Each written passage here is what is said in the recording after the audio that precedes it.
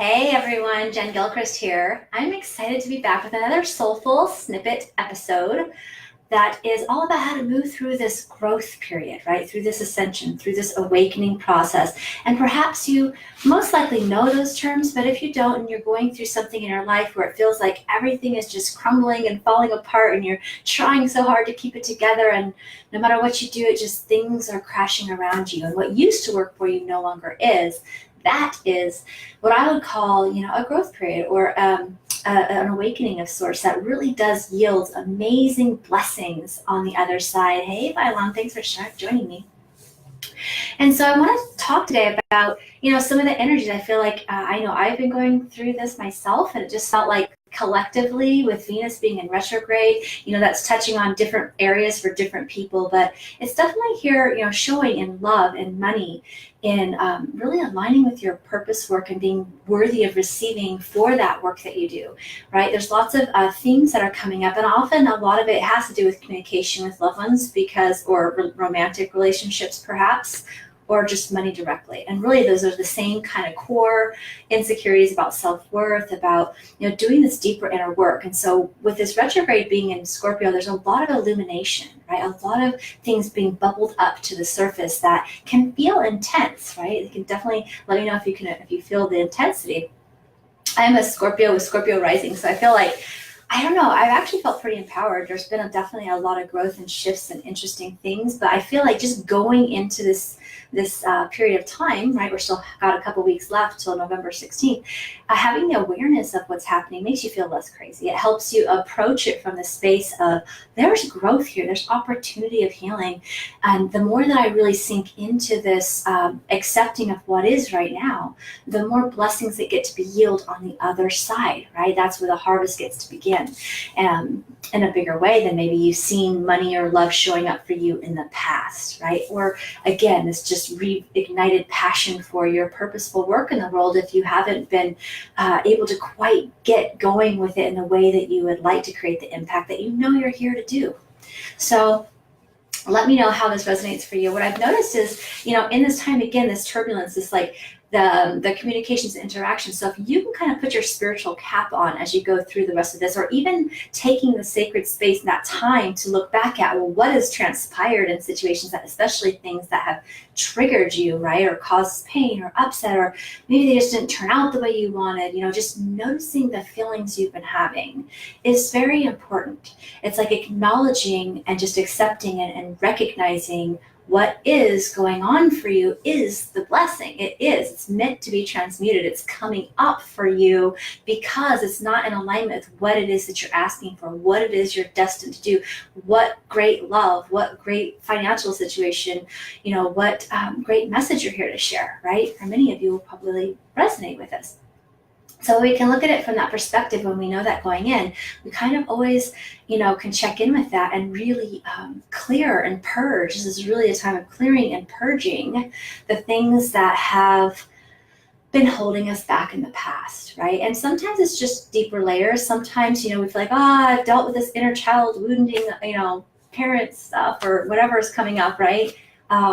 From family or from whatever, past relationships, and it's coming back again, and it can sometimes feel frustrating or sometimes easily dismissed because it's like, well, I've already dealt with that, right? But the truth is there's always going deeper. And so if it's coming up and showing up, then there's some gift there for you to transmute. That's alchemy, right? To be able to turn this seemingly crumbling, destructive situation, painful situation into, if the sooner that we surrender into it, and more quickly and painlessly we can move to the other side of it with great gifts, blessing, awarenesses, expansion, awakening, that will allow you to be automatically receptive to receiving more love, right?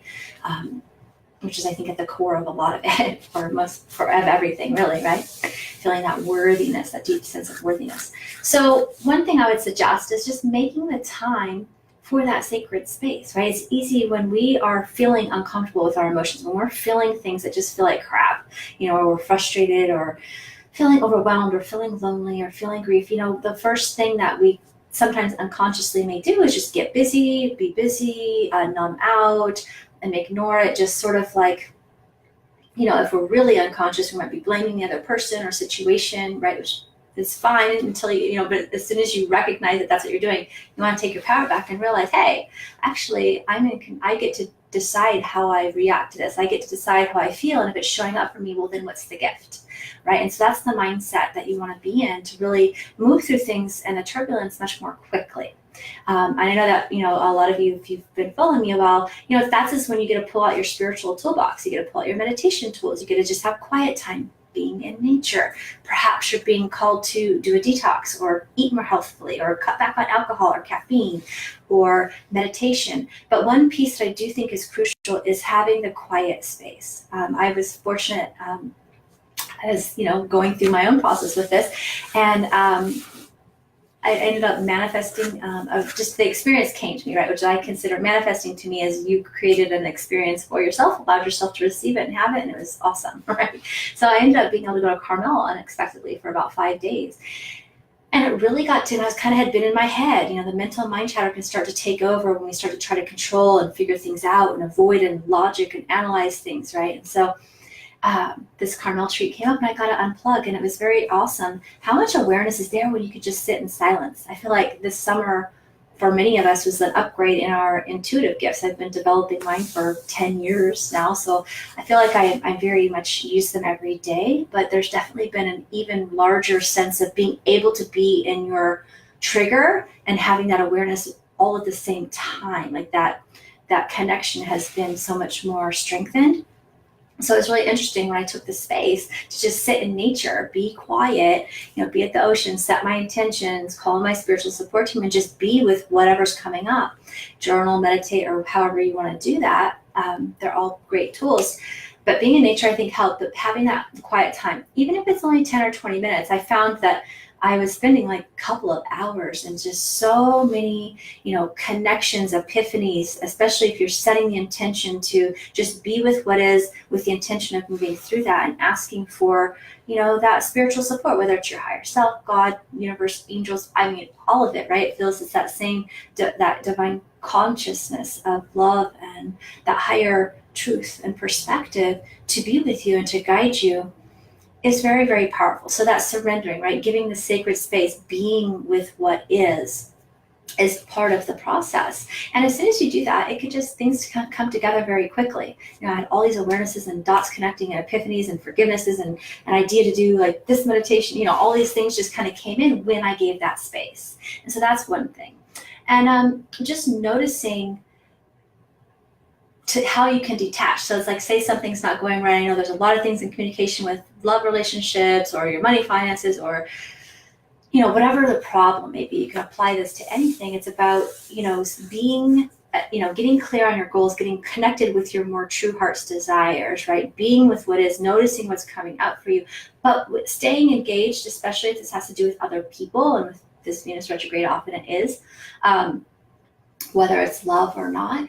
It's like noticing that you can still have an open, compassionate heart while still speaking your truth, right? You can still think, oh, I want this outcome to work out differently, but maybe I'm just going to surrender what's the highest outcome here, knowing that it's there, and stay with a compassionate, open heart with curiosity, to really trust in that right timing for whatever it may be. Sometimes we think we know what's best, right? We think we know how the goal should be, but in reality, there's a bigger plan at work that we're maybe not seeing quite yet. Or perhaps it's just about us sitting with our feelings and releasing and doing that internal purging process that's also really prevalent right now. Hey, thanks for joining. And so the process, I think the more that we just surrender to the process, accept what is, notice our feelings, use our spiritual toolbox of meditation, of journaling, of just really creating a space to be present with what is super crucial right now. And then being able to stay, connected to what is that vision. We're moving into this next month numerically, I don't know, whatever.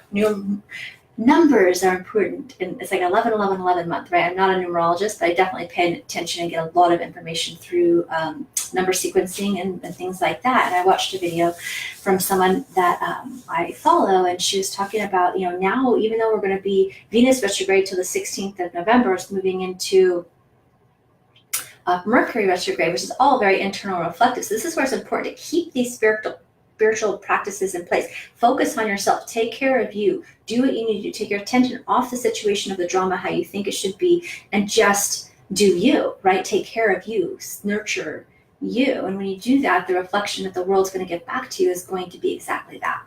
So anyhow, the 11 month is powerful because it is starting about taking action. It's about, okay, we've been internal. We've had a lot of downloads from this whole year. We've done a lot of purging and healing and inner work. We've been, doing this. And so ideas and epiphanies are coming. So there is an aspect of actually taking action. There's an aspect of, beginning to plan and create structure, a little bit of structure and plan in taking the steps, even if it's just the one step, right? Because that will yield more clarity of the next steps. And what I'm just getting right now intuitively, which is interesting, is it's very much this, where we're all seeking is the balance of our feminine and masculine, the action-oriented masculine with the intuitive, creative, receptive feminine, right? And we all have both of these within us. And so, I feel like our core, our purpose is balancing these things within us. And so this month, because of all this Venus retrograde and internal energy and the retrograde energy, and then also this push to actually be able to start taking action and moving forward, it's like, how can you start to balance that daily masculine and feminine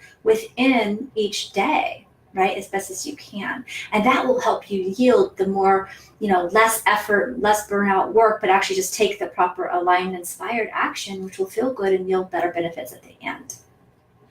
Looking at my notes if I wrote anything. So yeah, detaching with curiosity is also important, and just surrendering to right timing. It's like maybe the situation will work out how you think with this person or with this vision you have for your business or with your finances. It's there, but you're frustrated. So when we can just feel that frustration, acknowledge it, do a little bit of deeper work with it, ask for this spiritual support, and keep doing and nurturing you with the guidance steps that you are receiving. And we're surrendering the how, we're surrendering the outcome, we're surrendering the timeline, right? Patience, I forgot. That's what I've been nudging to get towards, because that was one of the biggest keys, is having patience with the process, having trust in the divine timing, understanding that sometimes we want what we want and we want it now, and that can keep it away from us, right? So just recognize any of those things that you're feeling within yourself. And you've probably heard these things before, but I trust even if you're listening to this at a future time on a replay, it's what you need to hear. There's information here that we need to sometimes be reminded of or put into action.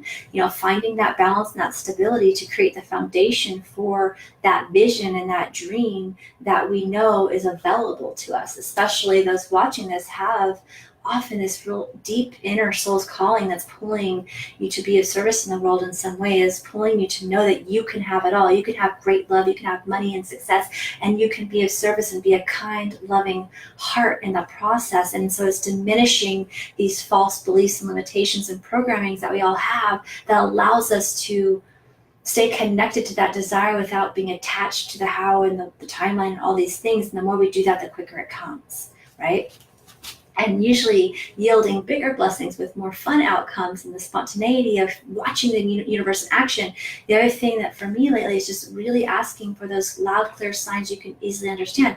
The universe will give you guidance. Your soul's watching out for you. Your angels are there. You have so much spiritual availability if you are willing to open up and just say, okay, give me validation I'm on the right track. Show me where, what's going on, and just stay in that communication, because it keeps you in alignment with your higher self and allows you to allow your soul, your higher self, your spirit to guide you, right? Which is at one with the truth of your desires and your heart and your purpose, your fulfillment, your happiness, your desires, your longing for this higher potential that you have seen, right? And that is available, that you really feel in your heart is there for you.